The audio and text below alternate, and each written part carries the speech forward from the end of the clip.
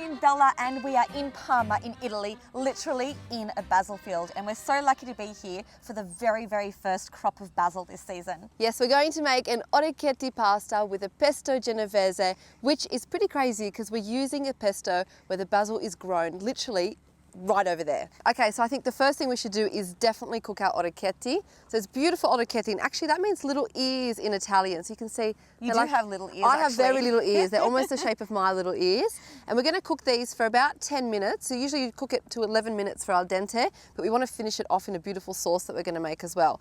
So we've got a large stock pot here, and what we want to do is add in a good handful of salt so that the water is nice and seasoned, and that's going to help raise the temperature of the water as well. All right, orecchiette goes in.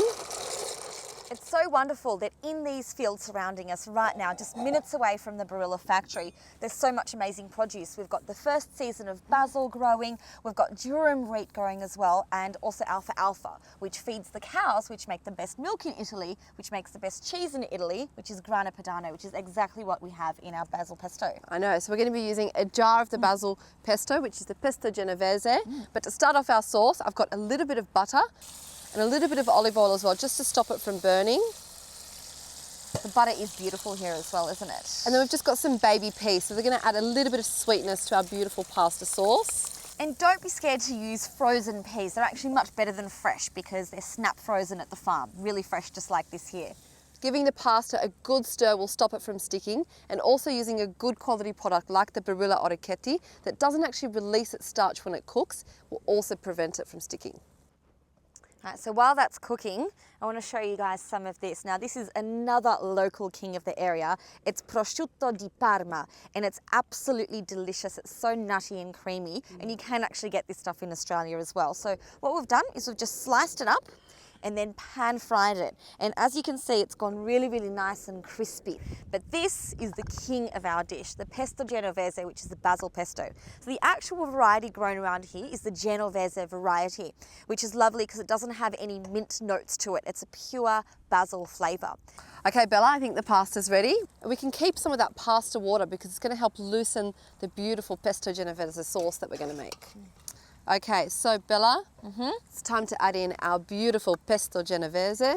It's so important to take it off the heat because this basil pesto is made just like a real basil pesto at home. It's made through an emulsification process, which means the nuts get ground up really, really finely, and that gets mixed up with the basil, the extra virgin olive oil, and the cheese as well. And that gives you a beautiful, smooth, creamy texture. As soon as you heat it up, it's going to split and become oily. If the pasta's a little bit dry, we can actually add in some of that pasta water to help loosen the mixture and give us a really good, luscious sauce. Kylie, I know that you and so many of our morning show viewers are always looking for quick and easy recipes for their family. And even though I know this is green, I promise you your kids are going to love it. Okay, Bella, it's perfect now. Let's serve it up. Yum. Perfect. Okay, Bella, we're going to garnish with a little bit of the prosciutto, the crispy prosciutto. And we've just got some sprouts here. You can use any sprouts, really. And to finish off, some more local ingredients, beautiful Parmesan cheese from Parma, absolutely delicious, a little bit of olive oil. What a beautiful tasting, simple dish. I love Italy. Mamma mia. Mwah, saporito.